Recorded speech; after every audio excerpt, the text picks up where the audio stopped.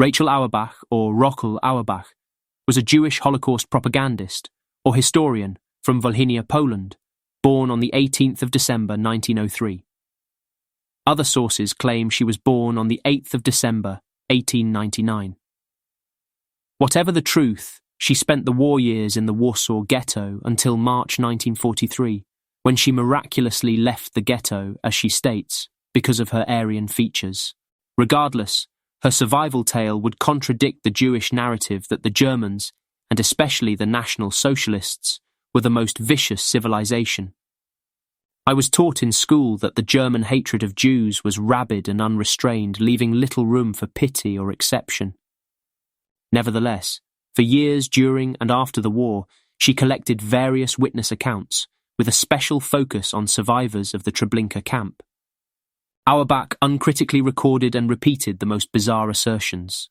For instance, while still residing in the Warsaw Ghetto, she wrote a long manuscript in which she claimed the Treblinka mass murders were conducted with the use of steam chambers. By 1946, Auerbach had access to a range of literature and testimonies about Treblinka, which she used to create her own version of the camp. For instance, she claimed that real showers in a nicely equipped public bath emitted not water but engine exhaust gas. Additionally, she combined the vacuum chambers claimed by some Treblinka witnesses with the exhaust gas version claimed by others. Quote, "First, a suction pump was brought into play to draw the pure air from the chamber. Then the tank reservoir, where the engine's combustion gas is collected, is attached." End quote. The gassing victims were either white or blue and bloated. However, the victims of exhaust engine gassings, with carbon monoxide as the active toxin, are neither of these. If they are discoloured, then they are reddish-pink. During the incineration of corpses on pyres, Auerbach affirms, quote, "Pans would be placed beneath the racks to catch the fat as it ran off, but this has not been confirmed." But even if the Germans in Treblinka, or at any of the other death factories, failed to do this, and allowed so many tons of precious fat to go to waste, it could only have been an oversight on their part. End quote. However, extracting, collecting, and using fat from corpses burning on a pyre would have been physically impossible for a number of reasons. This will be discussed later in the lecture. Continuing, in one of her more extraordinary claims, she states, quote, "In Treblinka, as in other such places, significant advances were made in the science of annihilation, such as the highly original discovery that the bodies of women burned better than those of men. Men won't burn without women. The bodies of women were used to kindle, or, more accurately put, to build the fires among the piles of corpses. Blood, too, was found to be first-class combustion material. Young corpses burn up quicker than old ones. With the help of gasoline and the bodies of the fatter females, the pile of corpses finally burst into flames." End quote. Since blood roughly consists of 55% water, with blood plasma containing 92% water, it is safe to say that it is not a first-class combustion material. Moreover, the human body generally consists of roughly 50 to 60% water. It is also not good kindling material at all, but requires a lot of fuel to burn, particularly in open fires where heat losses are huge. Auerbach claimed further that a total of 1,074,000 Jews died at Treblinka, which is at the high end of current Orthodox estimates.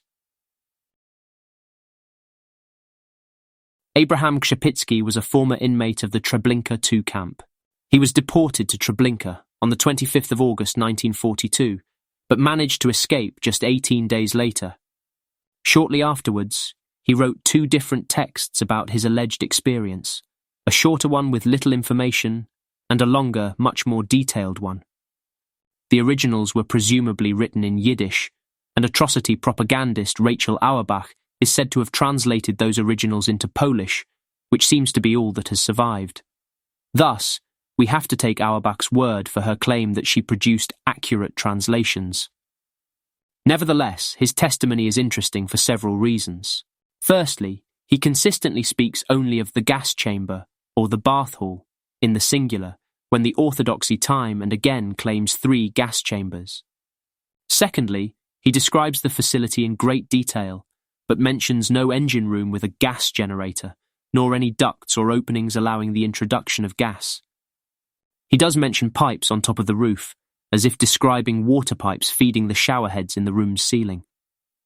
Whereas ducts feeding in exhaust gas would have come through wall openings, not first from the engine room outside, then onto the roof, only to funnel back inside again through the roof. Finally, he claims to have worked on constructing a crematorium at Treblinka, although no such facility was ever conceived, let alone built. Krzepicki died during the Warsaw Ghetto Uprising in April 1943. The lowest temperature at which mammalian animal fat, including fat from human tissue, emits sufficient vapor in air to cause ignition upon contact with a flame or spark is approximately 184 degrees Celsius. This means that, in the presence of fire or embers, human fat ignites at that temperature or above, while small wood fires, such as campfires, may burn at temperatures as low as 315 degrees Celsius or 600 degrees Fahrenheit. Large wood fires, such as major pyres, easily reach temperatures of 1000 degrees Celsius and more. Therefore, burning wood inevitably ignites any fat exuding from animal carcasses or human corpses lying in such a fire. This effect is familiar to anyone who has ever barbecued a steak and saw fat drip from the meat onto the burning charcoal. The grill is quickly ablaze because the fat burns instantly, ferociously and completely. Any witness claiming that fats were collected during open-air incineration of corpses on pyres fueled by wood is describing a physically impossible situation.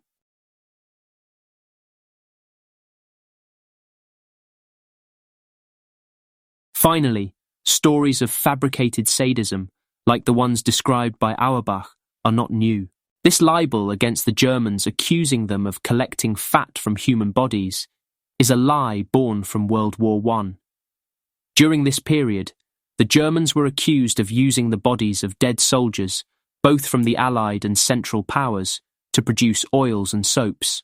The Times, a British periodical, published on the 17th of April 1917. Quote, "The bodies are transported on this endless chain into a long, narrow compartment, where they pass through a bath which disinfects them. They then go through a drying chamber, and finally are automatically carried into a digester or great cauldron, in which they are dropped by an apparatus which detaches from the chain. In the digester they remain from 6 to 8 hours, and are treated by steam, which breaks them up while they are slowly stirred by the machinery. From this treatment result several products. The fats are broken up into stearin, a form of tallow, and oils, which require to be redistilled before they can be used. The process of distillation is carried out by boiling the oil with carbonate of soda, and some of the byproducts resulting from this are used by German soap makers. The oil distillery and refinery lie in the southeastern corner of the works.